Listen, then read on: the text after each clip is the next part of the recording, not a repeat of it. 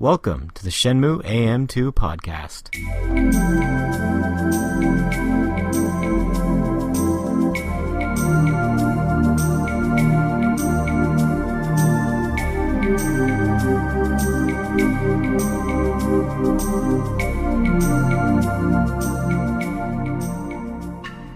Welcome back to another episode of the Shenmue AM2 Podcast. We're your hosts, Andrew. And Matt. And this is episode 7.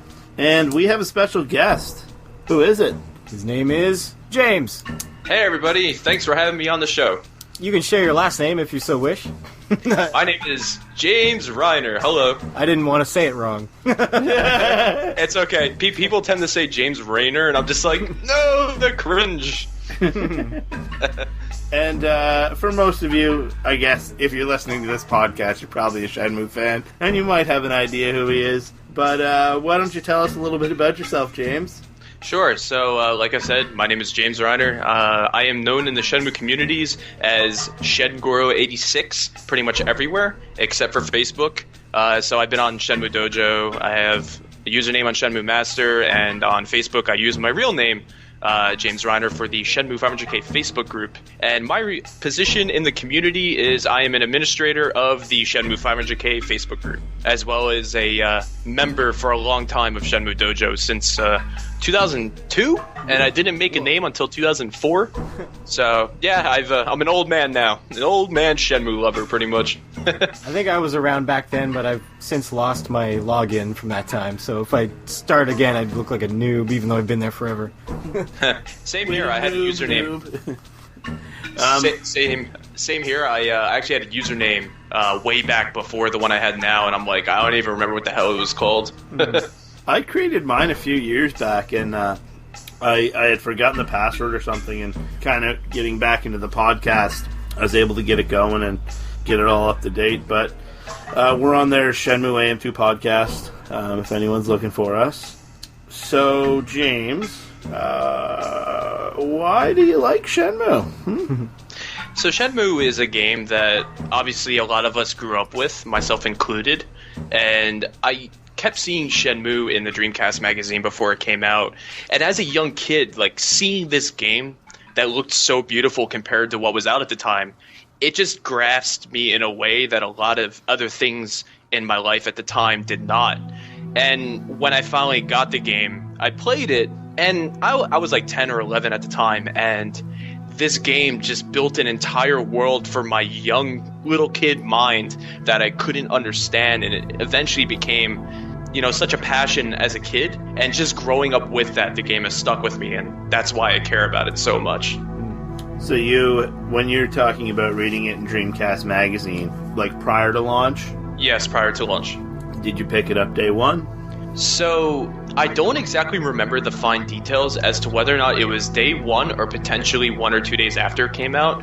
Because the first time I got it, I actually rented it from a video store, local, well, it's actually a chain, but my local Blockbuster. What's that? For those familiar with that company that sadly is no longer in existence. You're making that except for one Blockbuster store, I think in the mid-US, like one brick and mortar store left.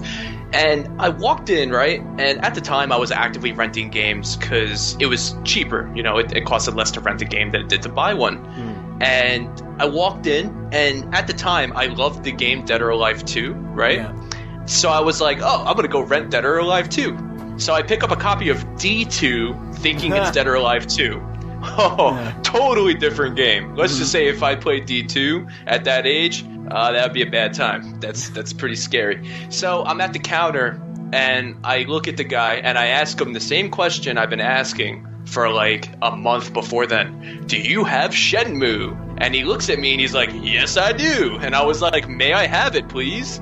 And he gives me a copy of Shenmue. I pretty much take my D2 and throw it across the room because I'm like, haha, I don't need this anymore. And good thing I didn't bring it home and play it. So I take home Shenmue, and that's when I played it for the first time. I would like to think it was day one because I was asking nonstop if they had Shenmue in stock. Can you imagine a little 10-year-old kid calling Blockbuster every day, do you have Shenmue? Do you have Shenmue? I can only imagine how much those employees were just like making fun of me by then. So it was nice to finally ask and receive the game. So, yep, I took it home, and that's when everything started. That's when the addiction began. Oh, no. Shenmue's anonymous. Yeah, that's why we're here. Your friends told us you have a problem. We're here to help. We're here to help. Hello, my name is James Reiner, and I have a problem. We all A Shenmue problem. We all do, man. We made a podcast about this game. Yeah, totally. Yeah, We're recording this? Speaking of which, it's just so amazing, like, just how passionate the community really is. Like, this game is really something special. Mm-hmm. And I think everyone in the community would agree with that. Yeah. I think when the Kickstarter was announced, my mind kind of immediately went to, this is a game that this community has wanted so much. Yep. And it was pretty clear and evident within 9 hours when they had $2 million overnight, right? Oh, yeah. It was like, oh, okay. We actually, this wasn't just talk. Uh-huh. People put their money where their mouth was. Yeah. And the community really came together and just blew the target absolutely out of the water. That was the best part, was making... Well, I didn't actually see anyone eat their words. All the people who were like, Kickstarter would never work. You get less than $1 million. Like, none of those people ever rescinded or, admitted defeat, but they were proven wrong nonetheless, even though we didn't get to enjoy the sweet taste of comeuppance. Yeah. To be honest, and I'll admit this, I was actually one of the guys who kind of thought the Kickstarter might not have been the best route, because I thought that maybe it would have given a false sense of demand for the game, but oh my god, was that proven wrong. Yeah. I think Shenmue gained $1 million from the Kickstarter at record speed, faster than any other Kickstarter for a video game, if I remember correctly, or even a Kickstarter in general. What was it, like 2 hours they had $1 million? Something like that. Yeah. That's insane. Could have had more if it didn't crash. Yeah, Can you... It crashed, too. It's like, that took time away from getting to that $1 million faster, and it was overnight in a lot of the world. That's the thing that I don't think people take into consideration. Like, people were sleeping. Yeah. And we got this $2 million in 9 hours. There's a community member in Shenmue 500K. I won't name him here, but I hope he's listening. And to you, thank you. He was sleeping overnight and woke up the next day, because I think he's in the UK. And he posted a video to Shenmue 500K just freaking out. Like, oh my god, I can't believe it. Like, almost crying. And that video alone is a great demonstration of just how people reacted to the Kickstarter when it happened. Like, it was just a very magical moment for a lot of people, Yeah. Let's, on the topic of reactions, let's hop into our time machine here and go back to June 15th, 2015, and we should have sprung for a bigger time machine. We were never expecting to have 3 people in here, Matt. No. What was your immediate reaction? So, I was in my apartment, right? And I was gonna go to the gym, because I'm like, it's E3. Whatever. If something crazy happens, I'm sure I'll see it trending on Twitter or something like that. But that year, because we're in the time machine now, so technically this year from our perspective, hey, something felt different, right? Like, there was a gut feeling, and I'm sure a lot of people felt this, that this year felt special, or that year. And that sense alone gave me the idea. I was like, maybe I should stick around and see what happens. Because I'm sure, you remember, out of nowhere, Yu Suzuki tweets out, hey, I'm back on Twitter, when he hasn't used that Twitter for a long time. I think he tweeted out a picture of the forklift beforehand, and Sony actually responding to the Save Shenmue hashtags, and just important people giving notice to the game. Like, something felt right, like something clicked, and that idea gave me the sense of maybe I should stay and watch. So me and our admin team for Shenmue 500K and a couple of members were all sitting in a Facebook group chat, right, just chatting it up while E3 is going on, just in case something happened. Now, I'm watching it on my PS4, right, just watching the stream go, and all of a sudden, I see the chat just freaking out. So it turns out there was actually a delay because my internet was potato speed, right? and I'm watching the stream, and then all of a sudden, Adam Boyes comes on saying, "This is a game that all the fans were very, very, very vocal about." And I'm just like, wait a second. Oh, wait a second. And then it hit. The music came on, and I actually filmed my reaction. It's on my YouTube channel, and I just couldn't believe it. I'm just like, no way. No way. At first, I thought it was like an HD announcement, because in my mind, like, it just... There was so many hurdles that Shenmue 3 would have had to go through to come into existence, that in my mind, I was like, oh, it must be an HD remake, right? And then when he said that he was bringing Shenmue 3 through Kickstarter, like, dude, it was a combination of screaming joy and crying. Like, it was a thing that I've never felt before. I was just like, what is this? Like, it just felt like life was complete. Like, at that moment, the planets were aligned and the sun was gleaming and everything was amazing. And I literally had to walk outside my apartment, and I was just crying, like in the middle of the parking lot of my apartment complex, filming myself, talking about how this is the greatest day ever. So that was my reaction. And then I called some friends, and I was like, yo, did you watch the E3s, yo? And they're like, yes, we did. And I was like, oh boy. And they're like, yeah. And then Facebook exploded, Shenmue Dojo exploded, Twitter exploded, and it was just such a beautiful time. And you know, just thinking about it, just it gets me so nostalgic. I keep hoping for that. Every time there's another conference, I keep hoping to get a little bit of that back. You know, get some more footage, something new to show up. Yeah, I guess it's still early. I think at this point, like Shenmue 3, like everybody says, it was the E3 of dreams. Yeah. And I think for me, there is never going to be another E3 that will ever top that. You know, because I'd be just as excited if they did a stealth drop of Shenmue HD at one of these conferences. Like if they hinted towards it, you know, this is a title that fans are very passionate about, and blah blah blah, and then they show Shenmue HD remake, or not remake, just remaster. I'd freak out just as much as I did for Shenmue 3. Yeah, same. I think a Shenmue HD is definitely very much something that needs to happen. It needs for different reasons too. Like for one, it would definitely help, you know, Shenmue as a franchise get into audiences who have yet to play it because they don't, you know, have a Dreamcast, or the games are kind of expensive now, so maybe they just haven't been able to, you know, get a copy to play it. And that'll definitely help Shenmue 3 as well, because, you know, say like there's people who get to play it that's never played it before, want to check it out, find out what the hype was about, and who knows, maybe they'll fall in love with the series, and then, you know, that then leads them to supporting Shenmue 3, which would be amazing. And on the flip side, Sega has been under a lot of fire over the years, and I feel like releasing Shenmue HD will be a very special thing that they would do that would revitalize, you know, some of our ideas of what Sega is in the modern world.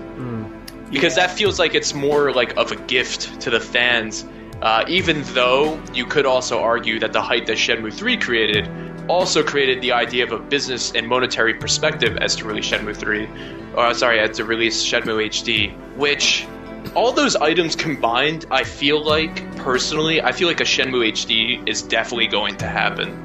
Because if you put together all these little ideas, like, it wouldn't make sense for Sega not to do it. Look at what's happening with Capcom right now. When they did the announcement for Marvel vs. Capcom, and they said they were looking at bringing back old IPs. They've gotten great PR from just that one little statement. Just imagine if Sega actually does this.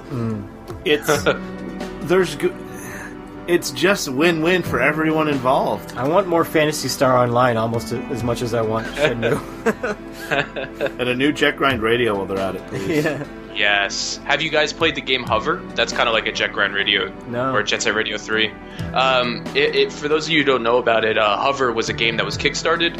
And it's like a combination of Jet Set Radio with like Mirror's Edge. But what's awesome about it is that it's actually the music in it is actually composed by Hideki Naganuma. Oh yeah. So it has a lot of roots in Jet Set Radio, and it's actually on Steam. You can get it. I think it's still in early stages. But from what I've seen, it looks pretty sweet. So definitely go check that out. It's called Hover: Revolt of Gamers. Yeah.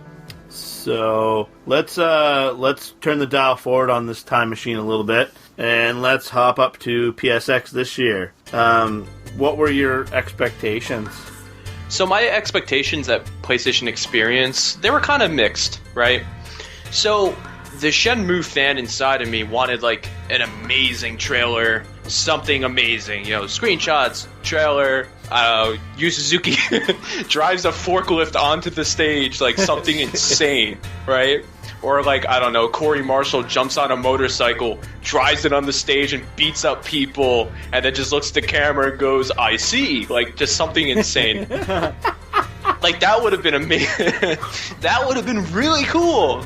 Would have been amazing. But I will say though, the other side of me is like, I would rather them focus 100% on developing Shenmue 3 than taking the time to do something public. But that's only because of, the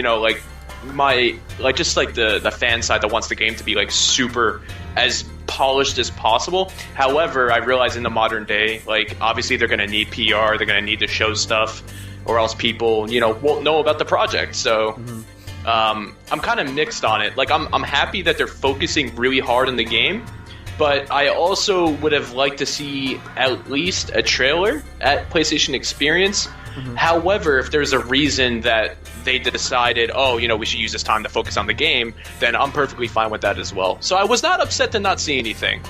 So Matt actually came over to my house and we watched it together live, and we both really wanted something. And then at the end, when the Windjammer announcement came, and I was like, oh, come on.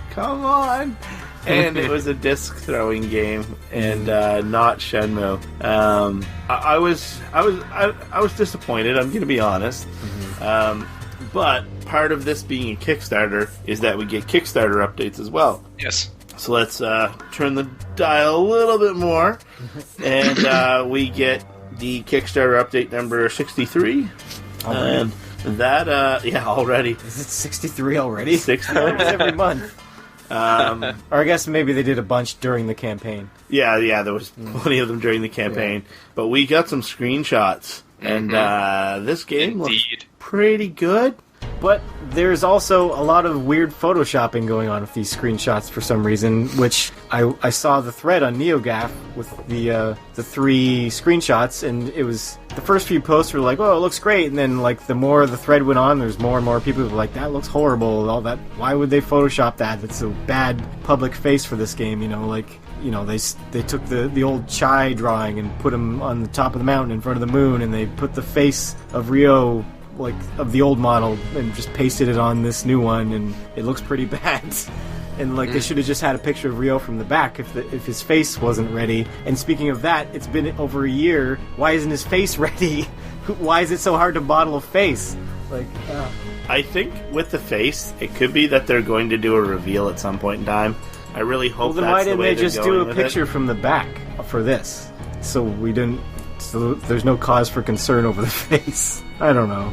There was a little hint in every picture, though. There was the Chai in the one on the moon, but in front of the moon. There was his face in that one. Now, the one with his face in it, I was trying to look at the pictures on the thing on the side, and I couldn't see what they were. I don't know if they were a hint towards something. And then in the final one with the little forklift with his it says 4K on a sneaker. Oh yeah. They haven't done his face yet, okay, but I kind of wish there was a picture of Shenhua here, because I want to know if they've changed the color of her sleeves. Like, it's been so long and they still don't have brown sleeves on this girl. There's just there's weird, things you think they would have done by now, but they haven't, so I'm not sure what the priority is on what they're developing. Maybe environments first? I guess just to interject, it is unclear when these screenshots were taken, so for all we know, these could be screenshots from development as it was months ago.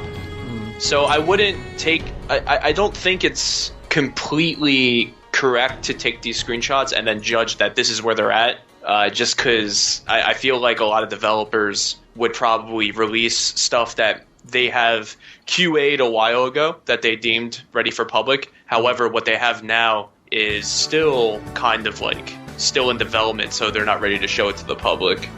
That update they had many, many months ago with the inside of Shenhua's house in Unreal 4. That was very impressive. Definitely. The backgrounds are very impressive. I want them to get to work on those character models.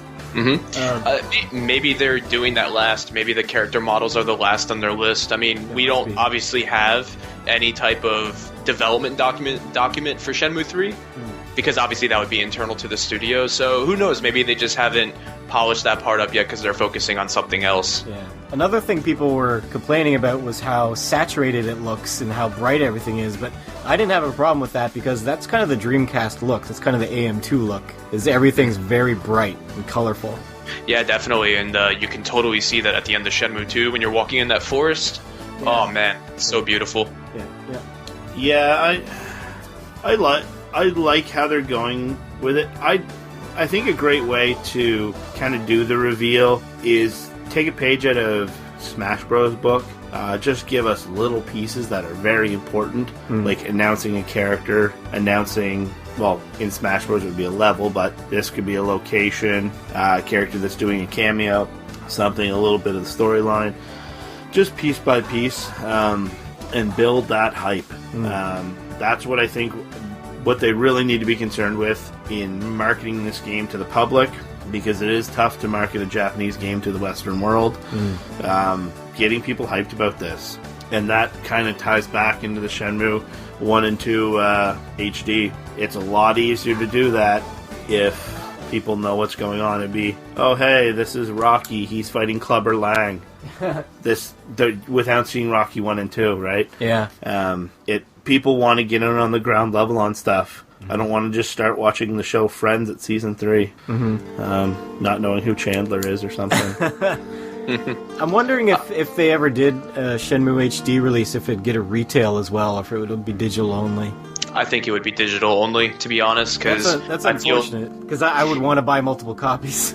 Yeah, totally. I feel like Sega would probably do it in a way where they probably wouldn't want to spend the money on doing a physical release. Yeah. However, I mean, we could be totally wrong. They could just do it and just be like, screw it, and then they do a physical release, which would be amazing and definitely would probably sell more copies, because a lot of us, like you just said, would be totally willing to buy multiple copies. Yeah, before Shenmue 3 was announced, I bought every officially licensed Shenmue product that there was just to support it. So I got like all the hoodies and the jacket and stuff. And for the first All-Stars racing game, there was like an alternate Rio vehicle mode or something. And I had already sold my copy, and then that DLC came out, and I bought it, even though I couldn't use it, just to support Shenmue. And I bought the Shenmue outfit for my Xbox 360 avatar. And then when Sega All-Stars transformed, got Rio DLC, I bought multiple copies of that on Steam and just gifted it to all my friends on Steam. I'm like, you're getting this because I love Shenmue. Matt's actually wearing the hoodie right now as we're recording this. Every time we record. Nice. And I'm drinking a Sapporo every time we record from it. I should have poured some whiskey before we started. I have some in the office here. Are you drinking at work? This isn't Mad Men. It's okay. We're a software company. We'll manage. If anything, there'll be some sloppy code. What else did we want to talk about? Oh, the comment there from Yu Suzuki about the pre-orders for the physical PC copy being up on the Slacker backer now, and that the terms of the agreement have been fulfilled, allowing them to do this. So it was obviously some sort of timed exclusive to get people to buy the PlayStation copy first. People do talk about wanting to see it on a Microsoft platform like the Xbox One. I don't think it's going to happen. Why would Sony give them the money?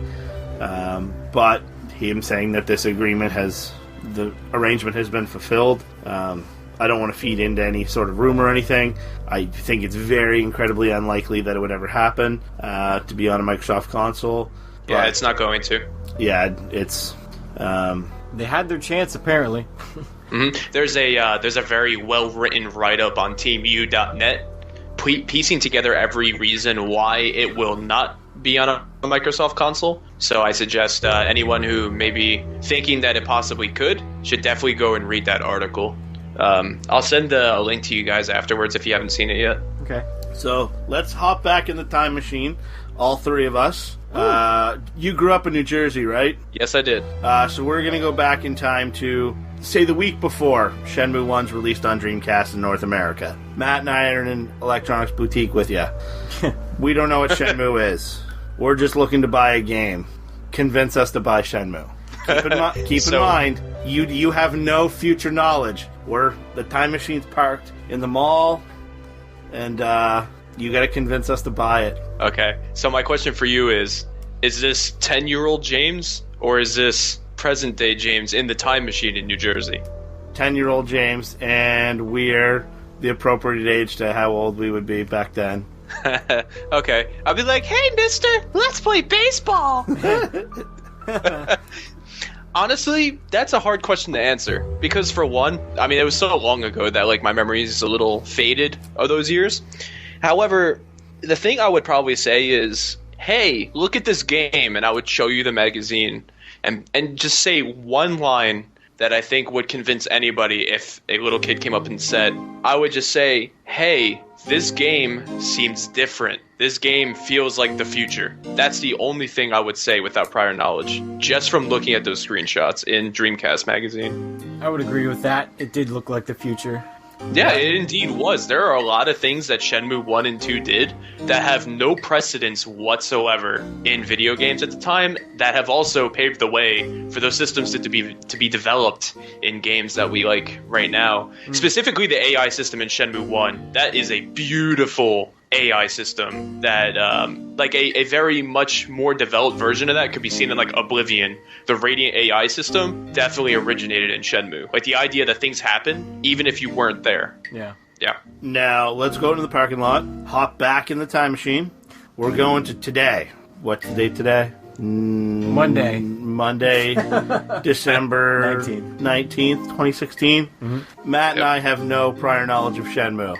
Knowing what you know now, convince us to go buy a Dreamcast, to go get Shenmue 1. Like off eBay? Off eBay, off wherever, Craigslist, Kijiji up here in Canada. Oh boy, that's a tough one. Give me a moment to think about this. I probably wouldn't even try. I'd be like, there'll be an HD remake, I'm sure. There has to be, right? I would just ask you, hey, do you like video games that give you a sense of this is more than just a game? Do you want to like play something that you won't just pick up and put down?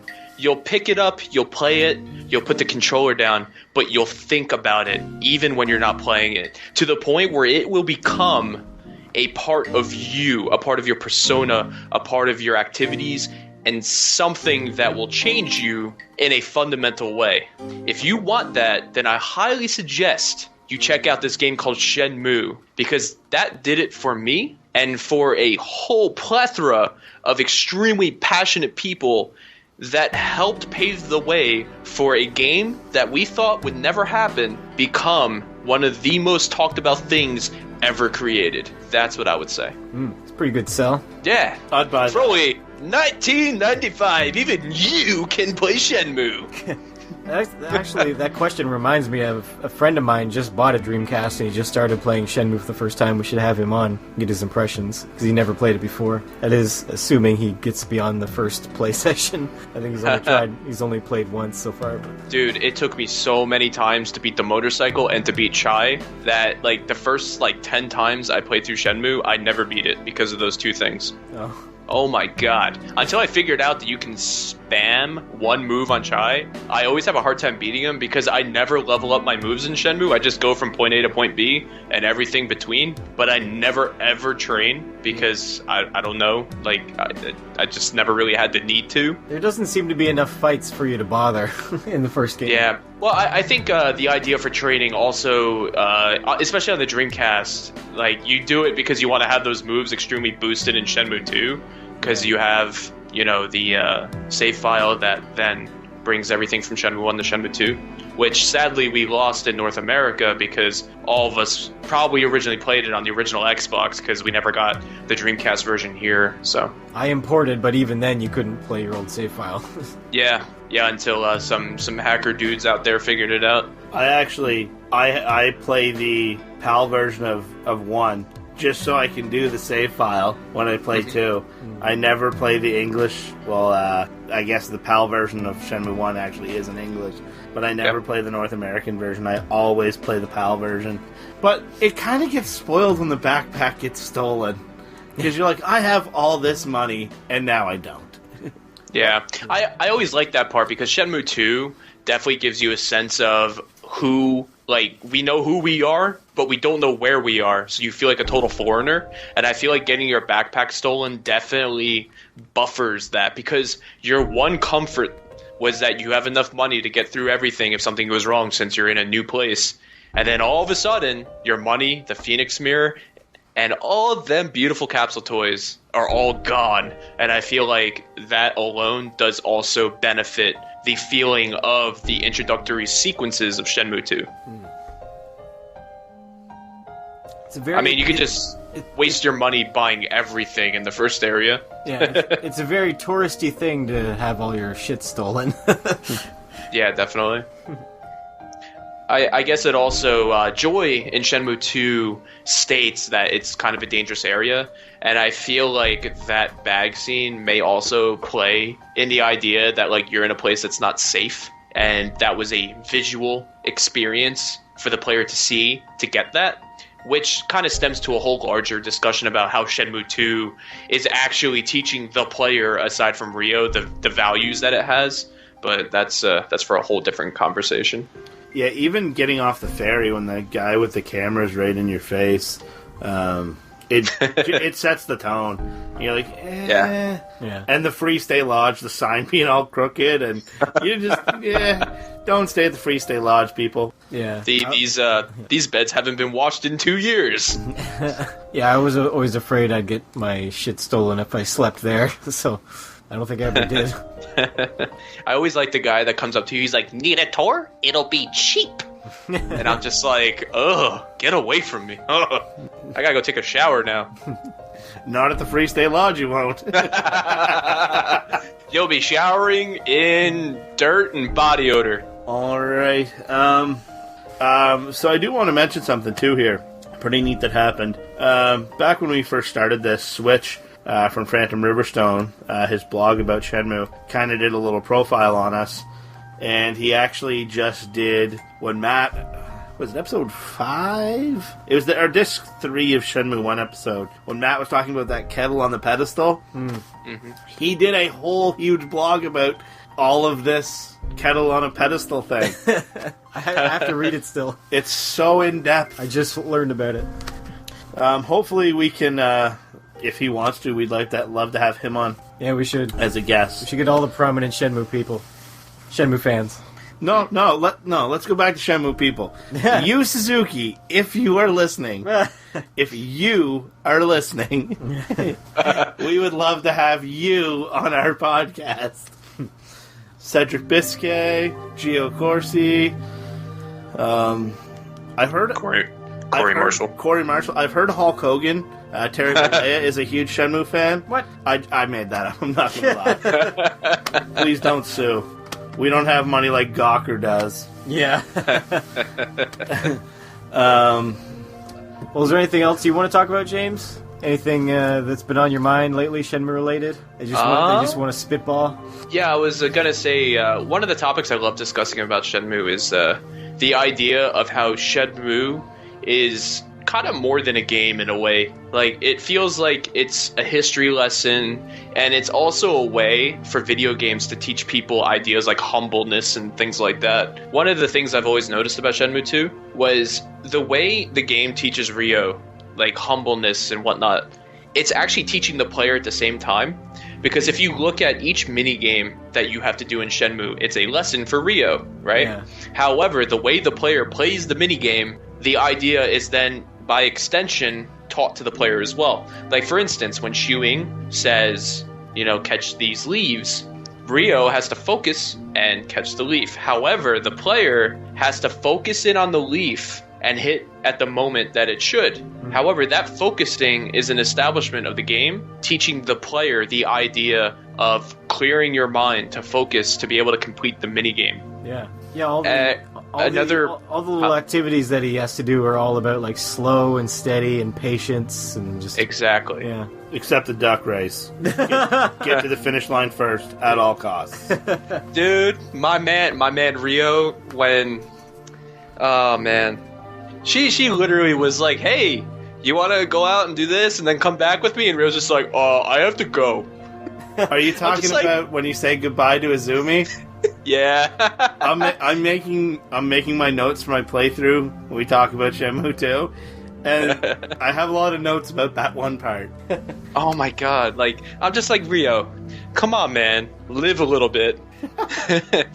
You know, but it's okay. I mean, from a Rio's perspective, obviously he's a man on a mission, so I'm sure that dating is definitely low on his priority, especially since a girl that we've now come to understand that they probably had some sort of relationship growing up. He didn't even give her the time of day outside of just being like, I don't know how I feel. Goodbye. Meanwhile, Nozomi's literally crying while she's walking away in some certain cutscenes.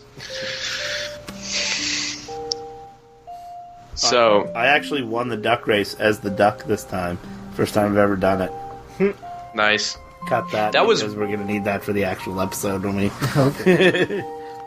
I've never actually beaten the duck race as the duck. I think that's one of the only things I never was able to do in Shenmue 2 because I always forget to do it. Because there's like that sequence of events you got to do. Like to actually play as the duck, you got to catch like the duck in the tree, and I always forget to do that. I'm just like, oh, and then like after the fact, I'm just like, oh no, I missed it, and then whatever. I think Fagme's birthday though is the hardest thing to get in Shenmue 2. Well, it's super hard because I played through Shenmue 1 relatively quickly, so I would have had to sit there at the barbershop and hit the A button like 60 times just to get in the time frame of when I can do her birthday.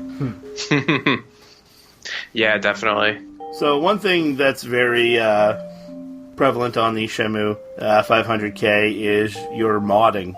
How'd you get into it? What do you mod anything other than Shenmue? So my introduction to modding actually comes from Shenmue Dojo. There are a couple of members who pretty much pioneered the modding scene. A couple names, LandDC, Mistry Zeeming, and Wood, and a couple others, where finding things in Shenmue that we never knew about, like unused dialogue, unused characters, unused subtitles, unused cutscenes, and this was like, I think like maybe 2004, 2005, maybe even earlier than that, and as a young kid seeing this and kind of having that passion, it got me hooked in the idea that this game has things in it that we don't know about, and some of those things that were found in Shenmue 2 actually gave us an idea as to where the story is going. So as I got older, I started kind of looking into how these people were doing these mods, and even like asking some of them like, hey, how do your techniques work and things like that. So the mods that I prevalently work on are modifications to the game that allow you to go anywhere you want, right? The idea for that comes from the fact that Shenmue's level design shows that there is more there than meets the eye, right? There's possibly buildings that you can't see unless you look from a certain angle. Like, for instance, the legendary Tiger Gate building in Kowloon that seemed to be actually removed from Kowloon, but you can kind of see its building from certain areas in certain quarters. That was actually discovered by LandDC. So one day, a forum member named Giorgio posted, hey, I figured out how to shut off all the clipping in the game, and that to me was like groundbreaking. I'm just like, holy crap, there is a way to free roam Shenmue without any restriction. So I started developing a mod called the Shenmue Explore mod, built off of his Giorgio's technique. Blue Mew actually created the technique for Shenmue 2 to do the same thing. And so I started designing a disc that allows you to kind of run around and pretty much look at whatever you want. And then that stemmed into me figuring out my own methods to do things like convert the What Shenmue version of Dobuita to run in Shenmue 1 so that we can run around it with free roam, right? So, like, for instance, the beta version of Shenmue 1 allows you to use a debug menu to load into any area you want, and that makes it super easy for us to load into areas that we manually insert into the game, like a converted version of what's Shenmue Dobuita, which has differences. Also, in the beta version of Shenmue, you can also find beta versions of Sakuragaoka and Yamanose, which, like, the shrine in Yamanose looks completely different.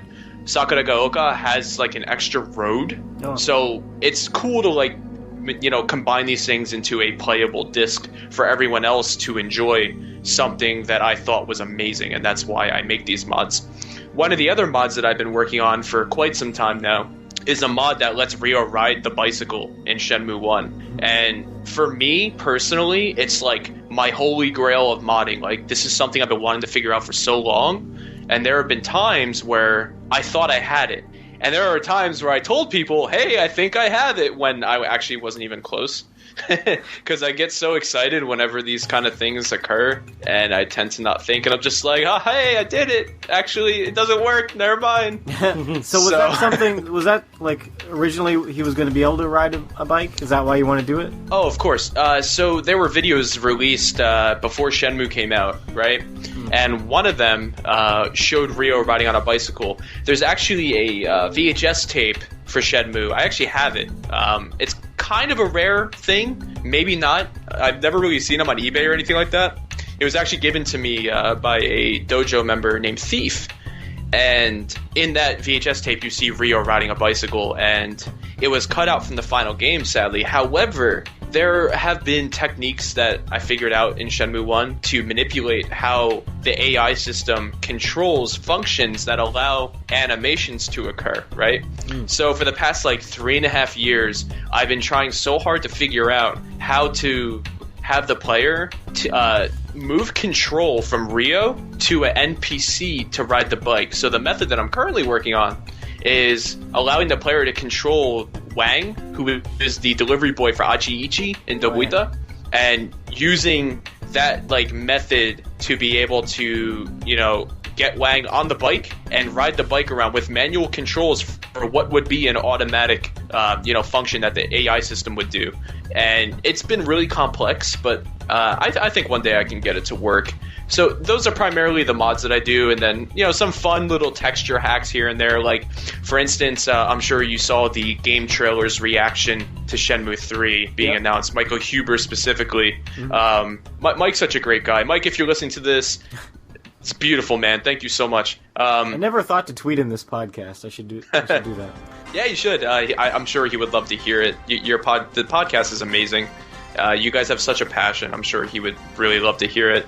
I actually, sorry to interrupt, I did watch their live stream of their Game of the Year, and my Twitch, I was using the Shenmue AM2. We do have a Twitch account, I guess. There's nothing on it, but I was just like, Shenmue AM2, like, in the chat a little bit, hoping he would notice. Yeah. But yeah, we should definitely tweet him, because I imagine he'd probably, time permitting, wanna do this. Yeah, maybe. So, Mike Huber did a video called Huber Hype for game trailers, and one of them was about Shenmue that he made after Shenmue 3 was announced. So, like, I took screenshots from that and put them as the posters in Fukusan's room. And if you go to YouTube and look up, like, Huber Hype Shenmue mod, you'll find it. He actually saw it and responded saying, like, this is absolutely amazing. I'm just like, haha! I'm so happy you saw it. So, but yeah, just to sum it up, like, modding Shenmue has provided the community with insight into possible things that may occur. Like, specifically, Shenmue 2, right?